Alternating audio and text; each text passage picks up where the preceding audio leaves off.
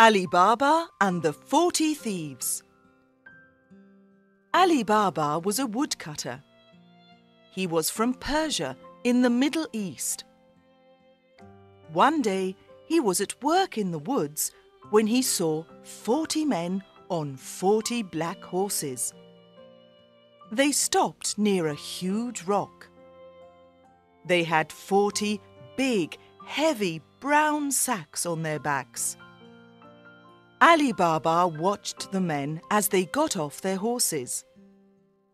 A tall man walked to the rock and said, "Open sesame!" Alibaba looked and looked again. Something amazing happened. The rock opened. Behind the rock was a cave. The 40 men went into the cave with their sacks. Later, when the men came out of the cave, they didn't have their sacks. "Close sesame," said the tall man, and the rock closed. The 40 men got on their horses and went away. Alibaba went to the rock. "Open sesame," he said. The rock opened, and inside the cave there were hundreds of sacks and wooden boxes. Alibaba opened a sack and it was full of diamonds. He opened another sack and it was full of gold coins. He opened a box and it was full of silver. He opened another box and it was full of beautiful jewels. "These 40 men are thieves," thought Ali. "I'm going to take some of these coins home for my wife."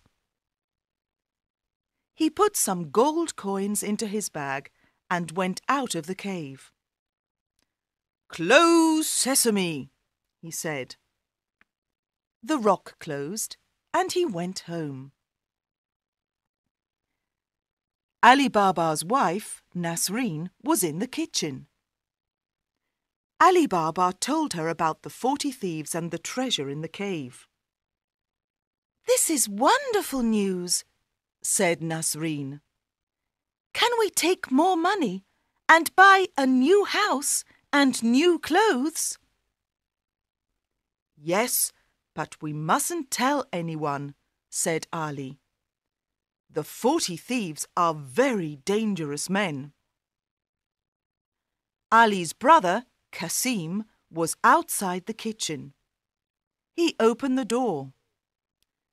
"Tell me where the cave is," he shouted. "You must tell me, or I'm going to go and look for it myself." "No, don't do that," said Ali. "Go into the woods. There's a huge rock near the big baobab tree.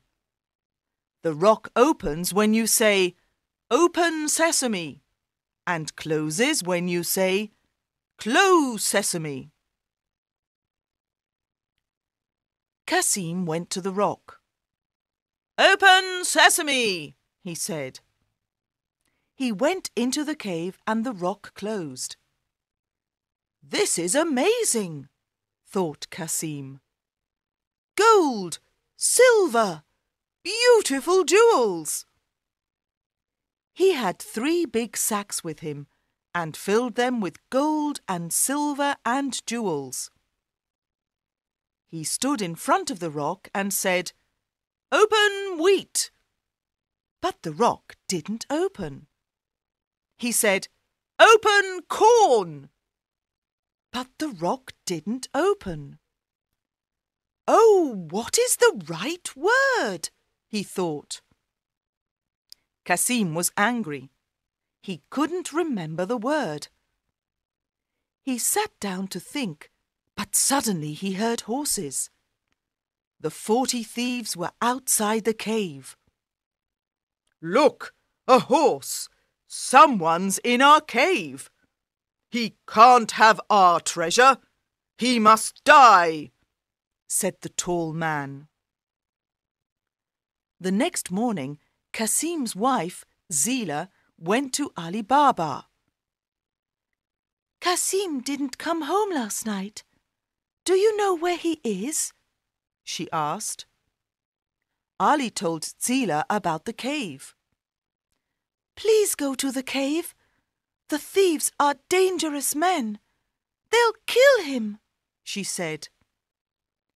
Ali went to the rock. It was closed, but he heard a noise. "Kasim, are you there?" he said. Yes, I'm here. Help me, I'm hurt." "Open sesame," said Alibaba, and the rock opened. Kasim was on the floor. He couldn't walk. "The thief said I must die, but I didn't die," he said. "You didn't die, but you're hurt. Let's go home now, and the doctor can come to the house later tonight." The next afternoon, the thieves went back to the cave. "He isn't here," said the tall man. "We must find him. He was hurt. We must find the doctor who helped him." The tall man found the doctor's house. He was angry. "Where's the man you helped yesterday? Where's his house?" he asked. "I don't know," said the doctor. "It was dark, and I couldn't see the road or the houses." "Then take me to the house tonight when it's dark," said the tall man. The doctor took the tall man to Ali's house later that night, and the tall man painted a white cross on the door. "Now I know where Kasim and his family live," he thought. "They must all die, and I've got a plan." The tall man went to the market and bought 39 big oil pots. "Put the pots on your horses, then hide inside them," he told the thieves. "I'm going to Alibaba's house, and you'll be in the pots. We'll kill them all tonight when they are asleep." That evening, he went to Alibaba's house. "Good evening. I'm an oil merchant from India, and I'm very tired," he said. "Have you got a room where I can sleep and a place for my horses?" "Of course. Welcome to my home," said Ali. Zila was in the kitchen with Nasreen. "That man isn't Indian. He's Persian," said Zila. "I don't like him.